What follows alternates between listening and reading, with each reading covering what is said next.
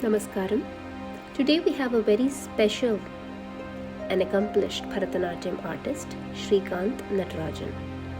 Srikanth has been a regular performer in the sabhas of Chennai and has performed all over India and abroad. To name a few countries are Malaysia, Indonesia, Norway, Canada, the USA, UAE, Singapore, Egypt, and so on. Srikanth is a graded artist of Doordarshan and an empaneled artist of ICCR. Srikanth has trained under several illustrious gurus, including Sri Shanmuga Sundaram Pillai, Dr. Saraswati, and Dr. Padma Subramaniam. DVDs performed by the duo Srikanth and his spouse Ashwati and produced by Swati's Sanskriti series are Kavadi Chindu, the most popular on the internet, Mohiniyattam, Ardhanarishwara Kurvanji, and Hastas and Vedas. Welcome, Srikanth sir, to our very first talk show for online Bharatanatyam. And you committed to us, took time out of your busy schedule to come and talk to us. Thank you. So, how was dancing for you after the pandemic? Was this first Margazhi season after pandemic? Oh yeah, yes, 3 years. So the first 2019, we performed extensively in the month of December and January and February, and we had our last performance on the 6th of March. And a week after that, COVID first phase was there, and then everything was shut down, and then it was very relaxing because we had such a hectic schedule. Um, we were crisscrossing country, and also like within India, we were traveling a lot during these 2-3 months. And it was like a welcome break. So we took it easy for a few months and then realized that this is not going to go. This is like a permanent thing.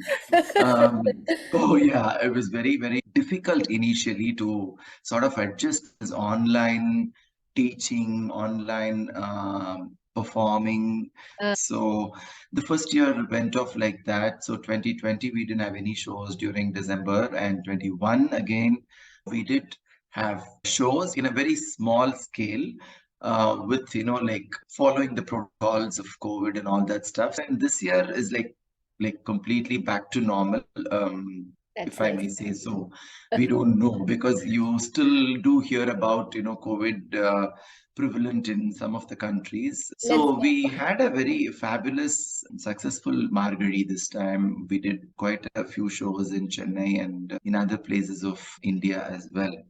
Yeah. I got to see your Spirit of Margai made for a Right. video performance. So, how did that Spirit of were you given a theme to do that, or? See, this is by an organization called Global Organization for Divinity.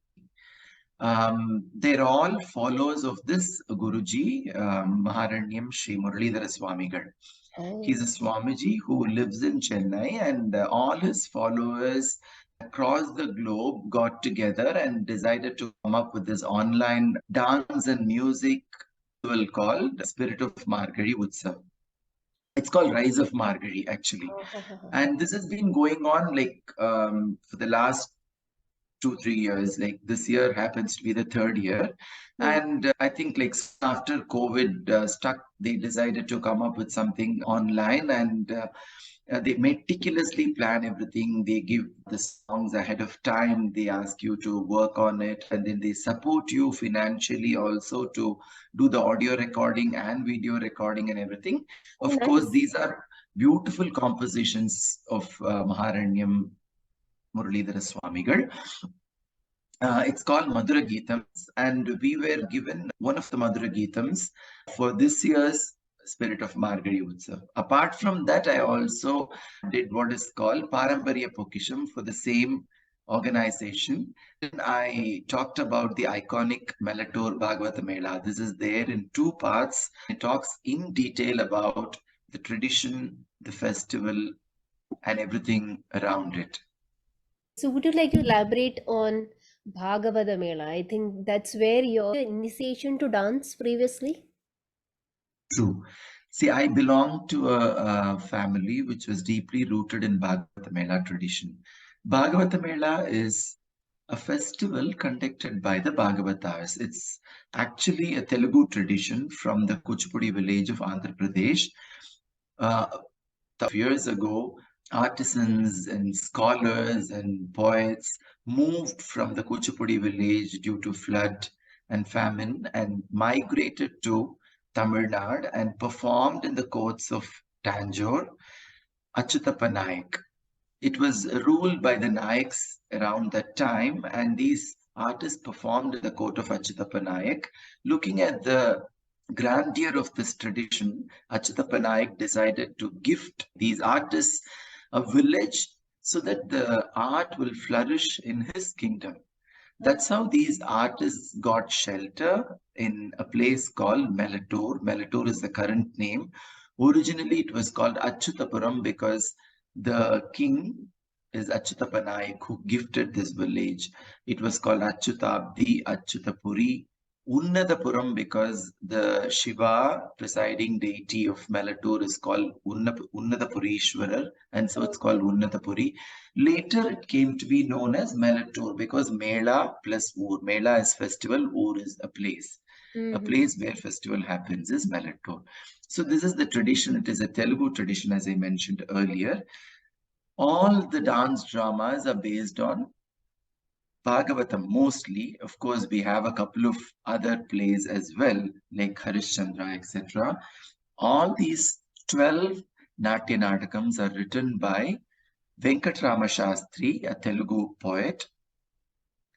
He has written lyrics, composed music with notation. Everything is available, and we strictly follow the pattern as devised by the Venkatrama Shastri composer, and we don't do anything other than the 12 plays, out of which we've staged 11 plays. One is still not certain, so we haven't attempted that. Only men take part in this Bhagawata Mela tradition, which is a very rarity because even in dance dramas, you see Yakshagana, you see Kathakali, and you see Tirukut, and all these things. They have incorporated women performers as well these days, but in Bhagawata Mela, we still try to maintain that, we will use only male dancers and the music is very classical. We have music, dance, and dialogue. So an artist is expected to be good at all these three. So we have different plays like Prahlada Charitram, Harishchandra, Kamsa Charita Natakamu, Sita Kalyanam, Usha Parinayamu, Dhruva Charitamu, Harihara Leela Vilasamu, so on and so forth. And this happens every year in the month of May in connection with Narasimha Jayanti. And this is usually done for about a week or 10 days. The plays start at night, around 9:30 at night, and ends in the early hours, say 3:30 or 4:30 in the morning. So it's like an overnight thing that happens. It starts somewhere around 10 o'clock and goes on till about 5 o'clock in the morning. It's primarily a ritualistic tradition. So it's full of devotion and costumes are very traditional. The sad part of it is that we've been doing this for 83 years now, continuously without a break. But before which we don't know. There was a dark phase where we don't have any records as to whether it was actually performed soon after Venkatrama Shastri had written these plays, or it was only sung and not performed. We have no records whatsoever. So history is completely only 83 years old as far as the performing side is concerned. Before that, we don't know whether it was actually performed or just the script was what we say Divyanama Sankirtanam in Radha Kalyanam, where the Bhagavatas or the musicians sing the songs and just dance a little bit in ecstasy. It's not proper dancing. So we don't know if something similar had happened with Bhagawata Mela as well. But the last 82, 83 years, this has been going on regularly in the month of May in Melatur. And I'm from that village, and my father was late M.R. Krishnamurthy. He was the treasurer and a small-time actor in Bhagawata Mela. He used me into this tradition as early as I was 5 or 6 years old. And when I was probably like 8, I started learning dance. Probably the artists of Bhagawata Mela felt that I have the potential to learn, and that's how I got introduced to Bharatanatyam. Oh, so your initial guru was the very first guru for Bharatanatyam? Who was your very first guru? Right. So I did my schooling in a place called Kumbakonam, and in Kumbakonam there was this great master, Nattuvanar Pandanalur Sri Shanmukha Sundaram Pillai, under whom I started learning Bharatanatyam when I was 8 years old. Nattuvanars are the people who used to teach music and dance those days, unlike today anybody and everybody can teach dance and perform. Those days it was restricted to one community, and I had the good fortune of learning from this great legend, Pandanallur Sri Shanmukha Sundaram Pillai sir. Nice. Coming back to Bhagawata Mela, I have seen a video of Bhagawata Mela, and recently that you were in that video, but I found it was a scene of Narasimha Murthy. It was some kind of an argument. It felt like the spirit is like live in there. Does it really happen in Bhagawata Mela? It does. It does. What you've witnessed is the last samvadam that happens between Hiranyakashipu, demon, and Narasimha from the play Prahlada Charitamu. Oh. This samvadam happens for about an hour or more. Sometimes it depends on that day. So the divinely characters are usually placed at a higher pedestal, and the um, characters like The human. Hiranyakashipu and Yeah. others are placed little lower than um, the divinely characters.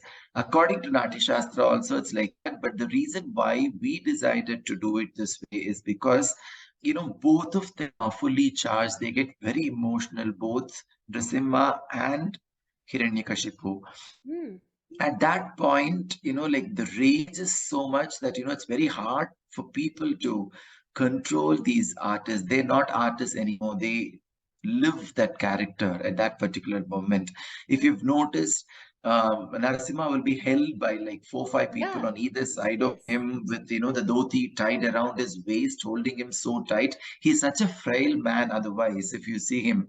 But then on that day, he maintains certain austerities. He takes bath 3 times. He doesn't eat. He fasts the whole day. And then, like, just before he starts his makeup for Nrsimha, again, he takes a shower and then he gets into trance. So at that time, it's very difficult for people to hold him, to sort of control him. So just to like avoid any mishaps.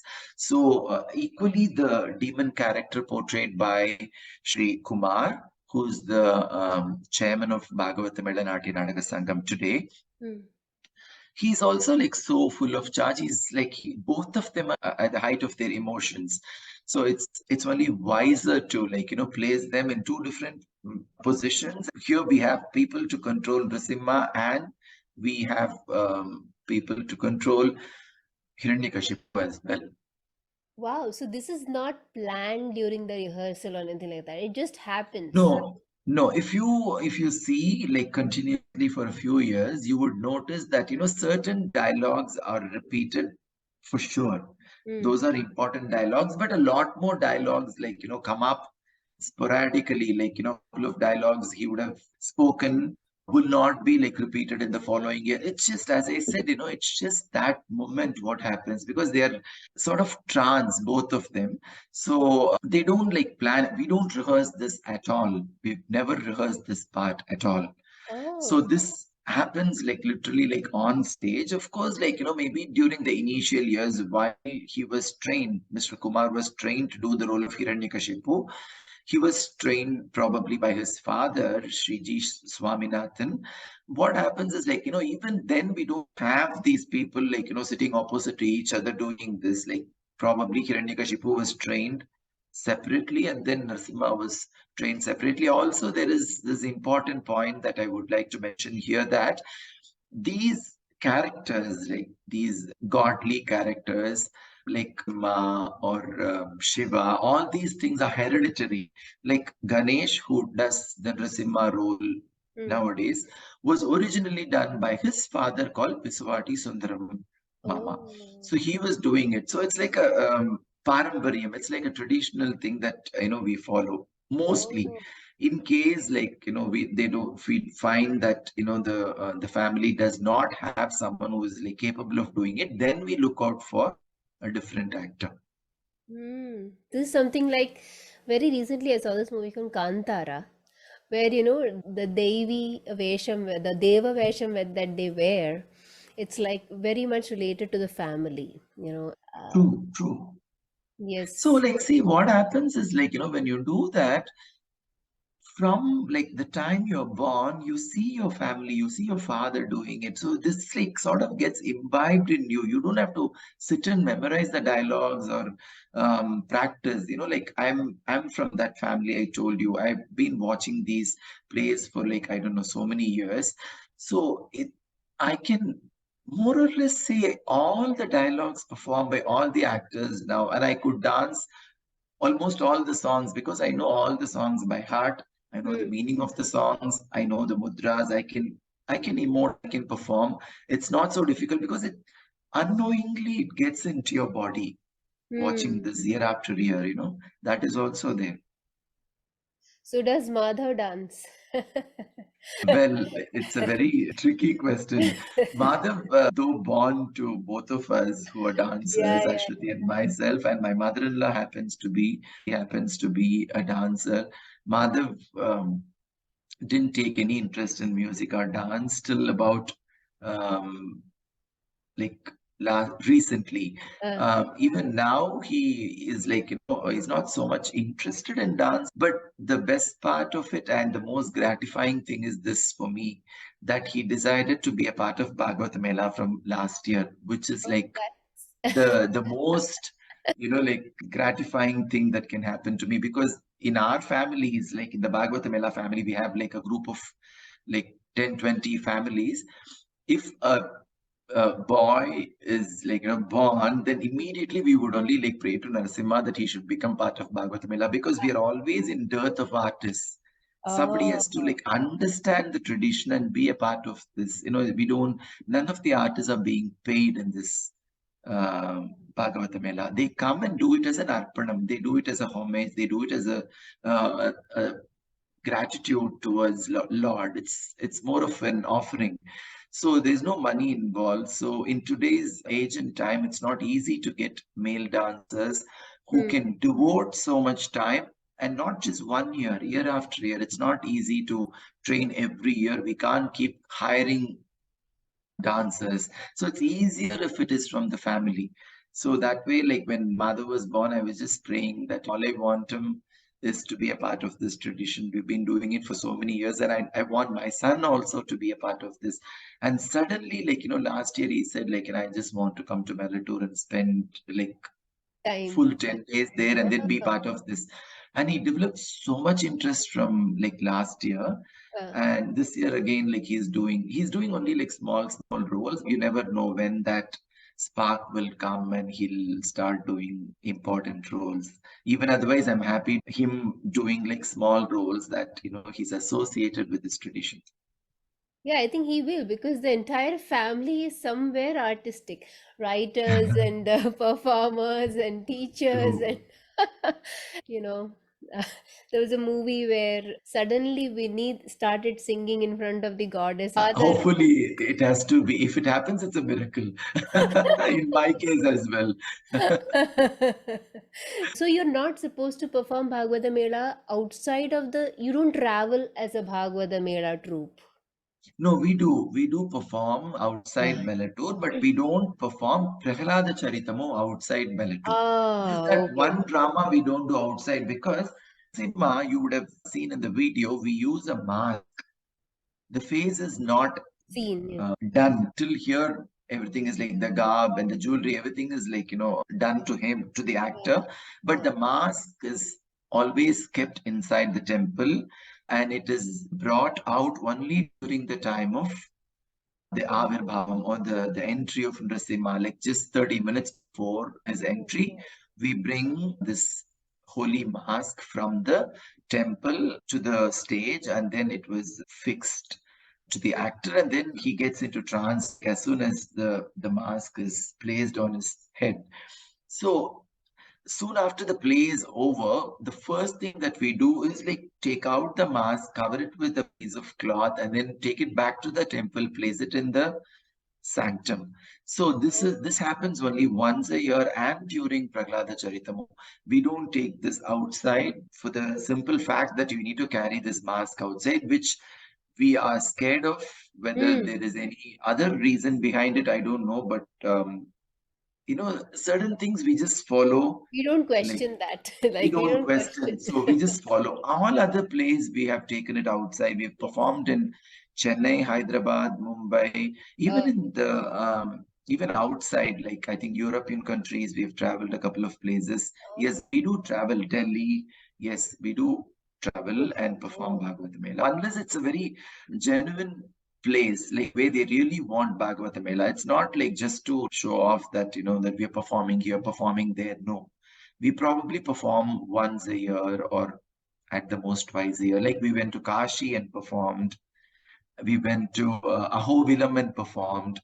So these are special places. There's so much sanctity around it. So yeah, if we feel it's worth it, then we travel. And that's where you took in the Stree Vesham for Sita and Devaki in the Bhagavata Mela. I saw you performing a Stree Vesham here, right here in Houston. That was for Brihannala. Correct. Yes. Correct. It was a bliss to watch you dance because you were probably casting smell on the audiences with your side glances. And after your performance, I heard people talking that yesterday he was perfectly fine. He was sitting there and talking to me, and today he's a changed person. So, how do you change your body language so easily? And that is about, not everybody can do that, but it's just a change, a ease that comes to you with that body language. Yes, Anjali, it's not easy, as you say. I've been doing it. My first heroine role that I did was Chandramati from Harishchandra Natakamu when I was barely 12 years old. Before that, I did Bhumi Devi and all those Parvati, small characters in Bhagavatamela Natakas, which doesn't require so much attention because it's only like dialogue delivery and maybe like just one song or one dance. And my guru taught me how to do that, and I just like literally like followed that. But when I started doing Chandramati, it's like a overnight thing. There's so many songs, so many dance, and we have dialogues, even for female characters. So you have to really study um, these characters in depth for you to maintain the style of that character. As we talk about Sai Baba and Bharatanatyam, it's even more difficult in Bhagavatamela because in Bharatanatyam, every item there's a different style. Like Varnam could be a Bhakti Bhava, and then Padam could be a Shringara Bhava, and you can do probably another song in Vatsalya Bhakti or something. So it changes from song to song. So all you need to do is like work on it for 8 minutes or 10 minutes. If you can maintain the style, that's good enough. Whereas in Bhagavatamela, it flows throughout. It goes on for about like 3-4 hours, sometimes 5 hours. So the style of the character, if I'm Chandramati, if I'm Queen Chandramati, the style is that I need to carry myself with dignity, whether in happiness or sorrow or whatever be the situation. I have to maintain that dignity that I am the queen and I'm King Harishchandra's wife. And it's not so easy. So what I do is I still do. I used to read a lot of books connected to that particular character, whether it is positive or negative. Like I used to read a lot. Even now, at times, like if I feel that I still go back to those books and read. But then over a period, what happened was like I started doing like lot more heroine roles, like Devaki as a pregnant woman carrying Krishna. I did Savitri as a brave woman challenging the god of Nityama. Rukmini, the first ever heroine to write a love letter to Krishna, and Chitralekha, who's the friend and talented magician for Usha. And like, so different characters like require different types of style. So then it became a challenge, like Sita, an innocent young girl. So I've done like so many characters, each of which is very different. And again, the same process, you have to like, sit and study, and then you have to imagine. I started working on my costumes, I started working on my makeup, I started working on my jewelry, because in a year, at least I would be doing 3 or 4 heroine roles, because we have about like 3 or 4 plays in a year being performed during our annual festival. And if I'm going to be seen in Stree Vesham every single day, there has to be a difference for the layman. Though everybody in the village understands the story really well, they follow the story really well. You don't have to explain. Though everything is in Telugu, people follow majorly, if you see. But still, I thought like as an actor, I have to be different, not just in the way of dancing, but visually also there has to be a change. So I made sure like I choose color that would suit that particular character. The makeup will also be slightly different for each of these heroines, and these are like the paraphernalia I'm talking about. But internally, of course, like it requires a lot of hard work, and especially when a male performs a female character, it can become comical. There shouldn't be a moment where the audience can feel that this is Srikanth, this is a guy portraying a female character. No, I would never let that happen when I'm on stage doing a Stree Vesham. That I always made sure I give my 200%, so that it is convincing. They shouldn't for a moment think that it is a male performing a Stree Vesham. So yeah, it's hard work, it's a lot of reading, it's a lot of other things put together gives this effect. And above all, it's God's and Guru's blessings, I would say. Yes, absolutely. And coming to the Brihandala performance that you gave, there was a lot of Karanas, fluid movements that was put in there. Can you talk something about your training with Dr. Padma Subramaniam and how one can apply these elements, because people use them a lot these days. It's quite popular. Can you please throw some light on that training? Yeah. So I started learning Bharatanatyam under Pandanallur Shishan Mukasundara Pillai sir. Yes. And then I um, had my Arangetram under his disciple, Dr. Saraswati Sundareshan, because he was already very old, so he couldn't do Nattamagam. So he asked his disciple, Dr. Saraswati, to conduct the Arangetram. In his presence, he was there. He tied my shalangai and he was in the audience blessing me. And I had my Arangetram under Dr. Saraswati Sundareshan, who was also a great Bharatanatyam exponent. After my schooling, I came to Chennai, and my Bhagawata Mela guru, late Sri Natarajan sir, wanted me to go to Dr. Padma Subramaniam and learn Bharatanatyam. Up until then, I didn't know what is Bharatanatyam. Of course, I have seen a lot of Dr. Padma Subramaniam's performances before, but never had an opportunity to interact with her personally. So in 1993, I joined Dr. Padma Subramaniam's Nrityodaya, where I started learning completely a different technique or vocabulary, you can say, called Bharatanatyam, as my guru describes it. It is completely based on Bharata Muni's Natya Shastra, and the technique is called the Marga technique or the Margi technique, where we have a lot more theoretically and like practically, movements wise and also theory wise. There's a lot more mentioned in Natya Shastra as against Abhinaya Pranam by Nandikeshwara. So the adavas and the repertoire, Margam, all that I was quite familiar with, learning from these two masters. And then when I joined Padoka, I started learning this Margi technique, which is completely different from the Bharatanatyam that we are all so used to. Because it uses body very differently. You learn to move certain parts of the body which you probably didn't realize it existed in the first place. Forget about moving it. So according to Bharata, if I have to quickly put it in a nutshell, this Margi technique is quite an interesting technique where Bharata divides the body into three: Angas, Upangas, and Pratyangas. And Angas consists of head, chest, sides, waist, and feet.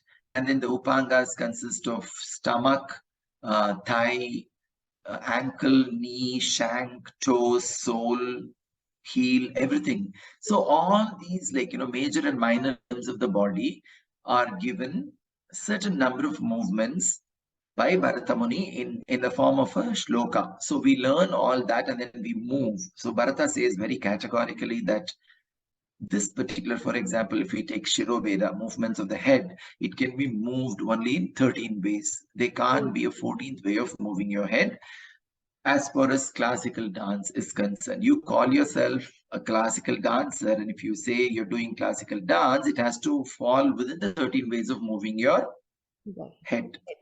We start with this Anga Upanga technique, where we learn to move all the parts of the body diligently. And then we move on to what is called charis, which is very interesting. Charis are two, Bhumicharis and Akashcharis, both are 16 in number. Bhumicharis are movements that are based out of the ground. Akashcharis are 16 movements which are off the ground, like jumps, leaps, etc. Once we learn all these things, then we learn stanakas for men and stanakas for women, which is very unique to Natya Shastra. And we learn Nritta Hastas. Abhinay Hastas, I'm sure you're familiar with Asamyuta and Samyuta Hastas, where we use the hand gestures to communicate ideas. Here in Natya Shastra, we have something very unique called Nritta Hastas. They are 30 in number. These are movements which are used in pure dance sequences. This doesn't necessarily convey any meaning, though it could, if handled intelligently, can convey. These are just beautiful movements which are used in pure dance sequences. I'll just quickly demonstrate this for you, then you'll know. It's not like the Abhinay Hastas, we have Pataka, Tripataka, Arthapataka. It's not like a fixed thing. This is very flowy, so this can be used in Jatiswaram or Tillana or any Swara or any Adava chord-wise. You can use all these movements in a Mehi Adava, in a Tillana. So it goes like this. Chaturashro tata udvrito tata chaturashro tata udvrito tata Talamuko smrito, talamuko smrito, vastiko viprakino chapi, harala katakamuko, harala katakamuko, harala Kadakamuko Avidhava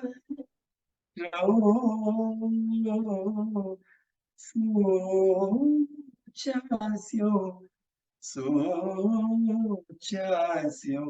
Rechito Ardarechito. For a moment, I felt you're doing Mohiniyattam. Exactly. The pace at which the hand moves, the waves that is created. Yeah, so And the the hand, most important. specifically the hand that comes here. How often we use that in Mohiniyattam? Correct. Yeah. Correct. Yes. You're right. Yeah, so I have to mention a very important point here. As you talked about Mohiniyattam, yes, when we perform Bharatanatyam based on the Margi technique of Sage Bharata, a lot of people say, oh, that is borrowed from Mohiniyattam. Oh, this is copied from Kathak. Oh, that is from Manipuri. No. The root is the Margi technique. All the dance forms, the Prakrit dance forms that you see today, like Bharatanatyam, including Bharatanatyam, Kuchipudi, Mohiniyattam, Kathak, Odissi, everything is the offsprings or the Astras. yeah, the Deshi forms are born out of this Margi technique. So the technique that I follow, the Margi technique, is the base for the Desi forms that are in existence today. So when we perform, you would see resemblance to Mohiniyattam or Kathak or Odissi.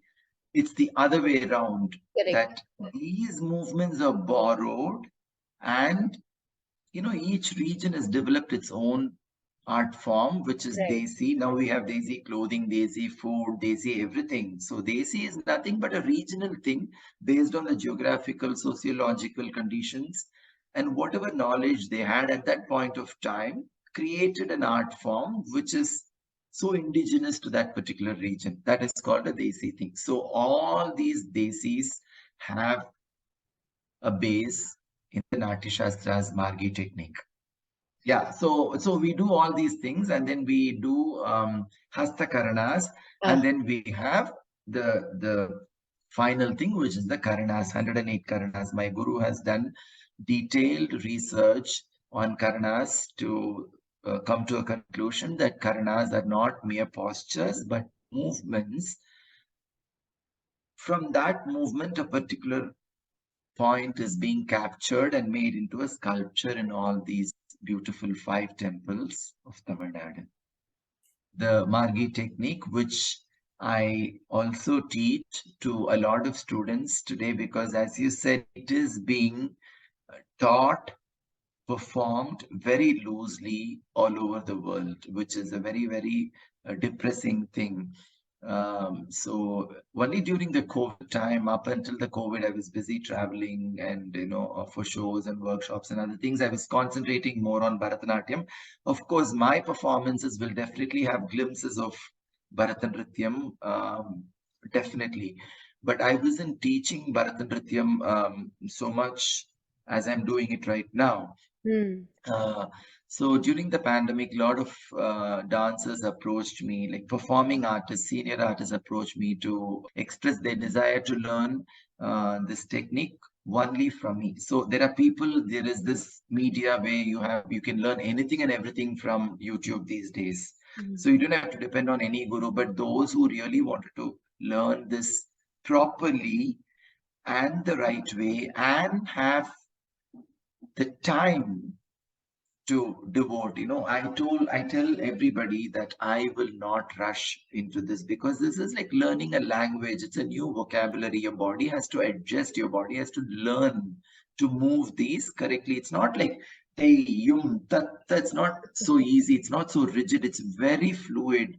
You have to know where you change your nritta hasta to what, when you shift your weight from right leg to the left leg, and how much do you rotate. Do you rotate 360, or do you rotate only 90?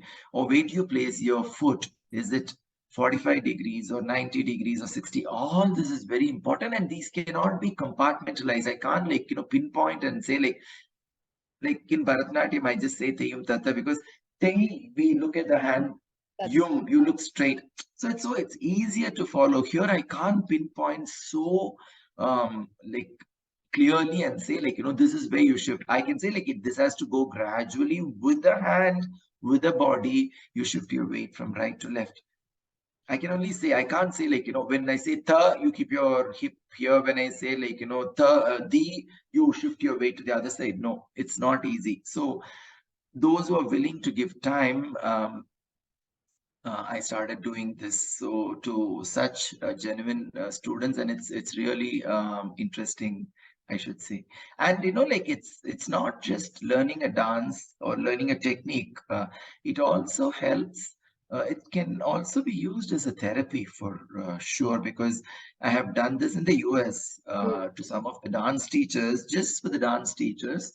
There's an organization called IDEA in Washington, Indian Dance Educators Association, where I've taught charis to some of the dance teachers a few years ago, and a couple of dance teachers in and around that area have had their knee replacements, and they had some issues with the hip and all that stuff. So once they did this workshop, they said they they found a lot of relief, and they feel like this can be used as a therapy as well. So now my venture is like I'm working with a wellness retreat where I'm trying to use these movements as a therapy as well. We are working on it. It is just started, and it's quite fascinating working with the doctors and me. So it's quite a fascinating journey, new phase of my life, I should say.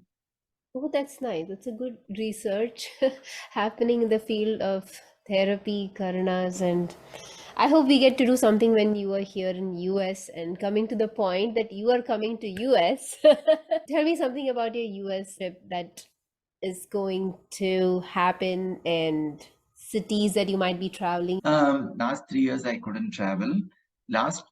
The first 2 years, because of COVID, we just could not travel. True. So, God willing, 2023 summer from mid June to mid August, or like say end of August, I'll be traveling Mm. to the US for shows and workshops, primarily for workshops. I'm doing only a couple of performances this time. I do travel to other cities like Austin, Sacramento, Phoenix, and a few other places, but mostly Washington DC area. So it is usually like items. Sometimes it is thematic. Some teachers like say like, this year we are doing celebrating Karnataka composers. So if you could do something in Kannada. So I pick and choose songs from, Purandaradasa, so on, Kanakadasa and all that stuff. So sometimes it is productions. I've done a lot of productions for a lot of teachers in the US. So nobody is like sure that, things can fall in place, and like, we're only hoping that it'll happen. Yes. And so far, by God's grace, everything is like, on track, everything is fine. So this time I'm just going to be traveling for workshops, just teaching random items to teachers, students, hopefully to you and to your students Yes, as well. yes, Yes. yes, absolutely. Our students too. We were really looking forward to have this would be our first probably. I hope we can Sri Ganeshaya Namaha because we wanted to do that before, but it never happened a couple years ago. But yes, keeping my fingers crossed. Uh, Totally. Yes, you've been teaching students for a while. What do you think about the students outside of India? What has your impressions been? I mean, compared to I don't like to compare, but this something good about the students here or pros and cons both.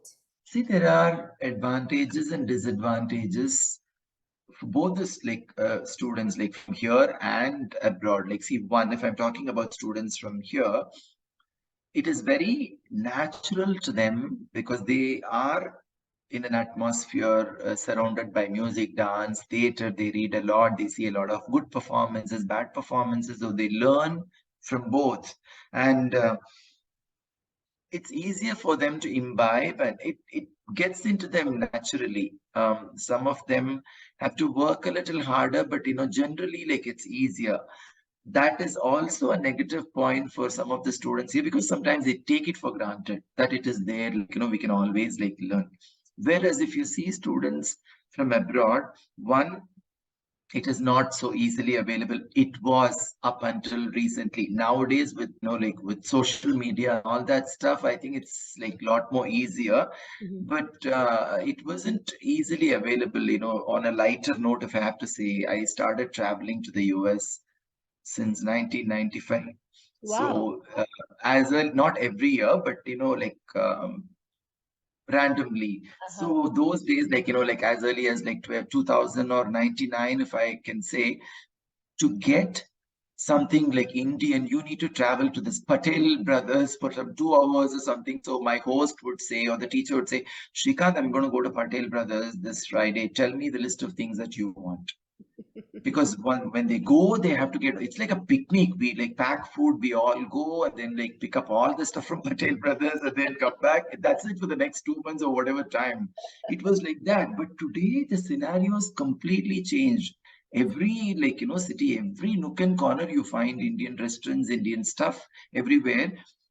In dance also it's become like that. I feel US, the general standard has gone up so much. There are such lovely teachers and brilliant dancers from the US who come to Chennai during Margazhi and perform and give such fabulous um, performances. It's just amazing, the transformation, because the awareness is more. So they get to know what is good, what is bad. Like even watching YouTube or the social media, they are able to like assess themselves, their own standard, and to know where they stand in the scene, and they probably prepare themselves well and come and perform. They sometimes, like some of my students and some of these dancers, take a break from the university for a semester or so, come here for 6 months, stay in India, learn music, dance, and all possible things, and then like perform. Then they get back to their country and then continue with the studies. That is also like happening. So like it's the general standard is like really like gone up, I should say. But one challenge I find, it is better, but it is still a challenge, is to teach expression, abhinaya, for students over there, because it is something that they really cannot relate to. There's no point in like just saying like, why is it you're not doing it? You're keeping your face like, stern or whatever. No, that's not their thing. It is something to do with the culture over there, because they've not experienced. You tell them to do like Sita looking at Rama the first time, and then she's feeling shy, or like she's even like hesitating to look at him the second time. It's like, why would I if I want to say like, I love you, I'll just go straight up to this boy and say I love you. That's the culture. So it's diametrically different. So it's not so easy for them to relate to what we are saying. But it is changing. It is you just have to spend a little more time, little more um, go deep into the content, then they will be able to understand. And yeah, that's one challenging thing. Otherwise, I think they're very hardworking and they multitasking. Hats off to these kids in the foreign countries, whether it is USA or Singapore, or they do so many things. They do Sanskrit, they go for this Balavikas, they do Hindi, piano, flute, and dance, and whatnot. I don't know if I should salute the students, but I would definitely like to give a big salute to the parents who are like Absolutely. chauffeuring them Cuddling like them. to multiple places. It's just a big, I don't think I would ever want to do that. Or like I tell my friends in the US, like, I don't want to be born here. This is so much of stress. I can't handle it. I plan everything A to Z, but not to this extent. This is a lot. Yes, yes, yes. I think this is something that I also learned here when I came to US. Mm, Kids are very thoughtful. What you see in India about the US is not completely correct. They don't open their mouths until you ask them something. And when they say something, sometimes it is really profound, they won't. It is. It is very Yes. relevant also. Sometimes when they question you, it is very relevant. It is very pertinent. They are, as you say, they are intelligent kids. It's just that they're not like, they don't like talk to you like that up until they know you really well. I also want to talk to you about the DVDs that you have to your credit, right? I think the most popular one on the internet is the Kavadi Chindu. That Correct. Correct. one of the most fun music and fun choreographies to present. How did that come about? Your research into that and Yeah, it's a very interesting thing because we did it in, I think, 2005, if I'm not wrong. So it's a good 17 years old. Those days, Kavadi Chindu were not so popular in the dance arena. mm, Singers used to sing songs, but dance was not so much prevalent. mm, And when this organization, Swati Soft Solutions, approached me for a project. I decided I would do something different, and I thought Kavadi Chindu would be ideal because by then I had already taught a couple of Kavadi Chindu to Guru Srimati Priyadashni Govind, Kandan Varigintra Neram, and to Urmila Satyanarayana. I was taking classes for them. So I did teach a couple of pieces, which was a huge hit. And so I thought, like, no, why not I explore this Kavadi Chindu, which are very simple lyrics, but with profound meaning. So I started working on this, and I had presented 6 Kavadi Chindu. Each of the Kavadi Chindu is different from the other. One is a solo, one is a duet, one is a group formation, group presentation, not just in the numbers, but the way of presentation is also very different. And I had presented some rare Kavadi Chindu in that DVD, where usually Kavadi Chindu are in praise of Muruga, Murugan, because yeah. it's the devotees carry the kavadi on their shoulders and go up the hills of Parni. That's the usual thing. So it's usually in praise of Tamil god Muruga, but there are a couple of beautiful kavadi chindu on Krishna by Oothukadu Venkatakavi, one of which is Kannan Varigintra Neram. Mm. And we also have a rare kavadi chindu on Shiva, that also I had presented in this DVD. And the most popular, I think, Kavadi Chindu is the Aragadeva Maga. Of the 6 that I had presented, I don't think there is any dance teacher in and around the world who hasn't attempted to this piece. Like, after you see, like, those days, none of the social media were available. In spite of that, it was the bestseller for so many years, and every single teacher had Yes. performed to this music and to the same choreography. So that is like something, it's like a big achievement for me, I should say. Like, if anybody, like any part of the world you go, you would Yes. see these Alagadeva Magavanda Kavadichindas being performed at some point or the other.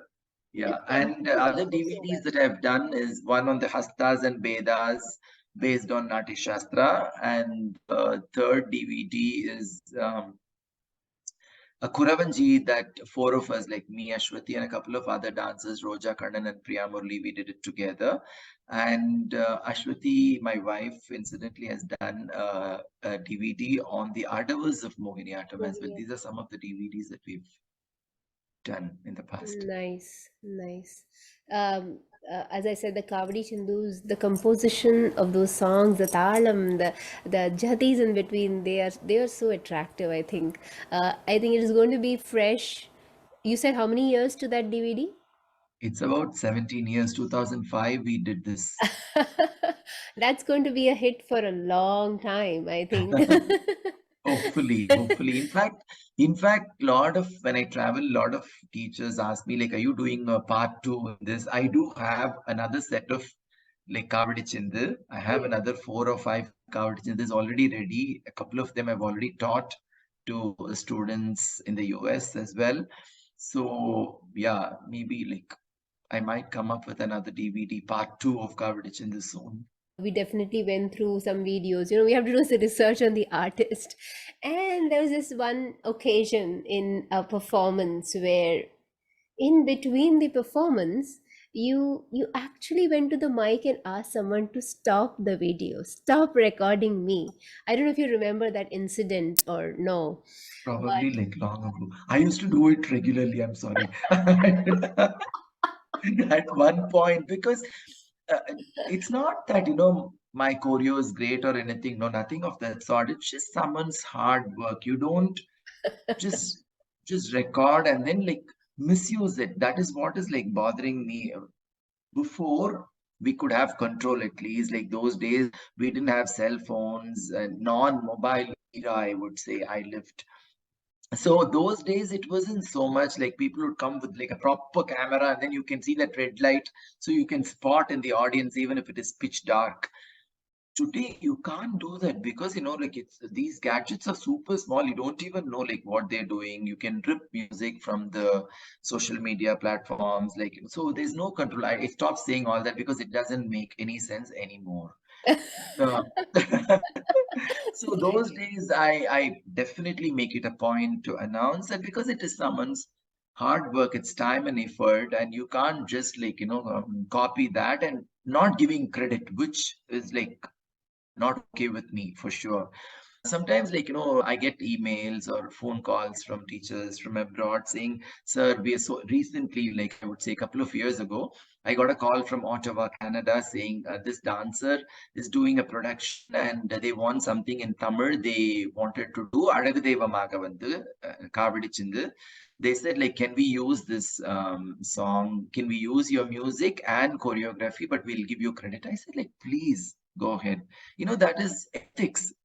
I'm not going to say no to anything because it's already out in the market. I can't control it in any way. And it is meant to be used for people to see, people to use it in the right way. So this was really nice of this dancer to even approach me and say, like, get permission, sort of. And another dancer, a teacher from Philadelphia, again approached me for Kandan Varigintra Neram like this. I didn't even realize this happened, like, say, like some 8 years ago or something. And then some 5, 6 years ago, I went to Philly for a workshop. And this dance teacher came and introduced herself and said, like, "Sir, you remember me?" I said, "I'm sorry, I'm seeing you for the first time.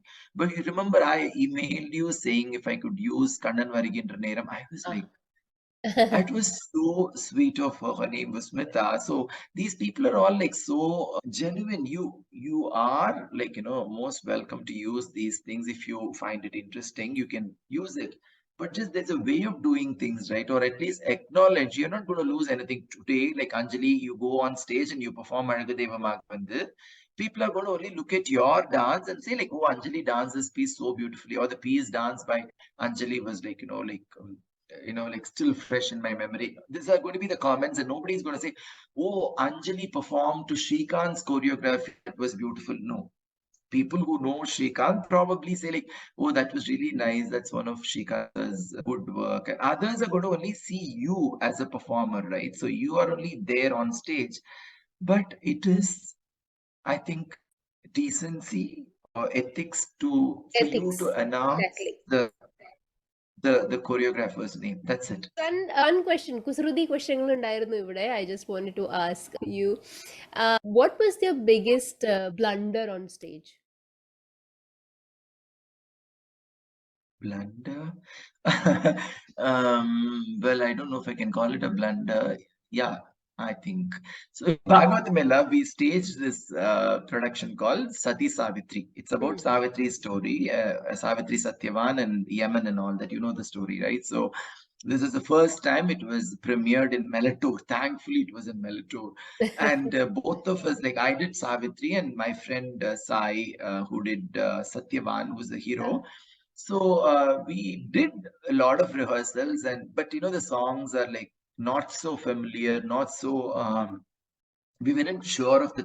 Sometimes what happens is like the same raga, you'll have two songs. So like not for the same character, like say Narada would have a song in Kamboji and I will also have a song in Kamboji. Something like that. So we were like sitting backstage and then they started singing Kamboji and we didn't listen to the commentary before. There is a Sutradhara who announces between each scene that what's going to come next. So we didn't pay attention to that. And as soon as we heard Kamboji, Sai, my friend, told me like, "Hey, Shrikant, our song, our song." I said like, "I don't think so." And he said like, "I'm pretty sure it is our song. I think we should just go on stage." I said, "Okay, like, okay, it's Kamboji. Probably he's correct." And then we both walked so beautifully. We entered the stage and realized there's like someone else on stage dancing to that song. I don't know, I'm just saying like some random thing like Narada, but some character was dancing that piece. And and he's like, "Oh, I'm sorry. What do we do?"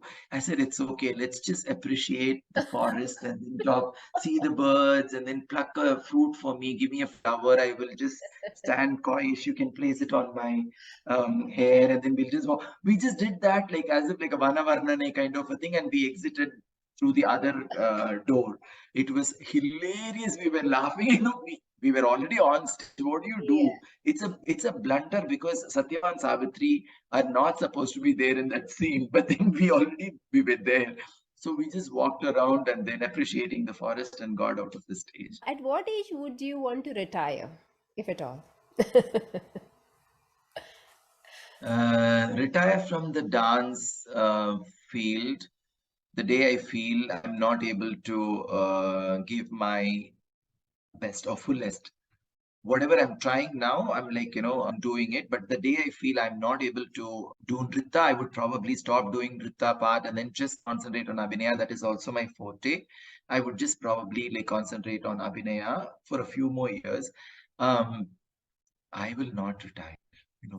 I may not go on stage, I may not perform for a sabha or for a big audience, but I might just do like a chamber concert or like just dance to myself with few of my friends in my dance class. And yeah, I will be dancing, but not on stage.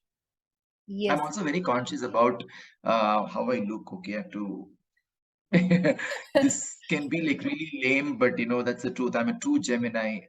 So for me, looks is also very important. So I have to make sure I look good on stage to start with, and then my art.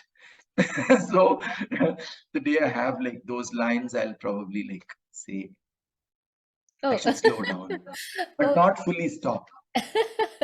Well, I wanted to ask you your daily routine, your family, your dance, choreography, your teacher, being a father, all this, and your work.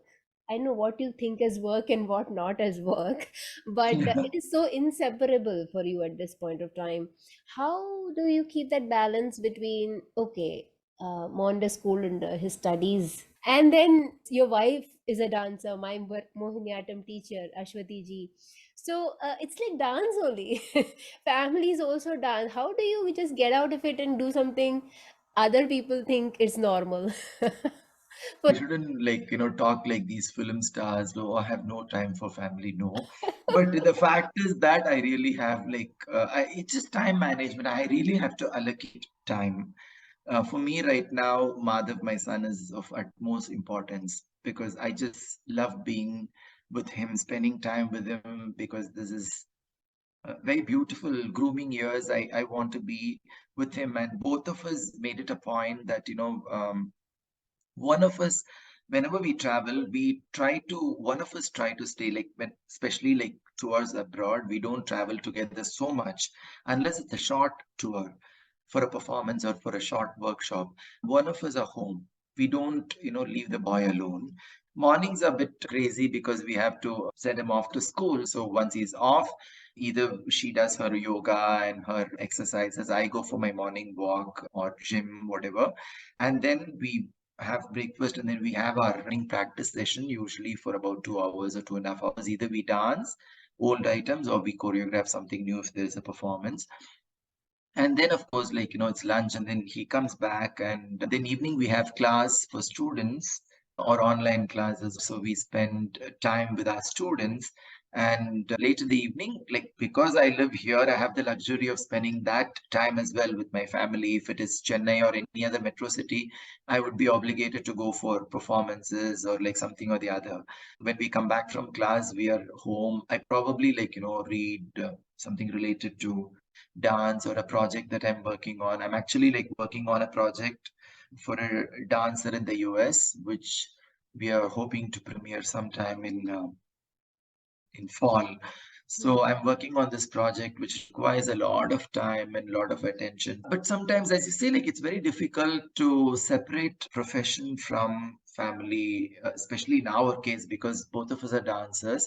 Um, but we consciously made it a point when we are home, we don't talk so much about dance or music.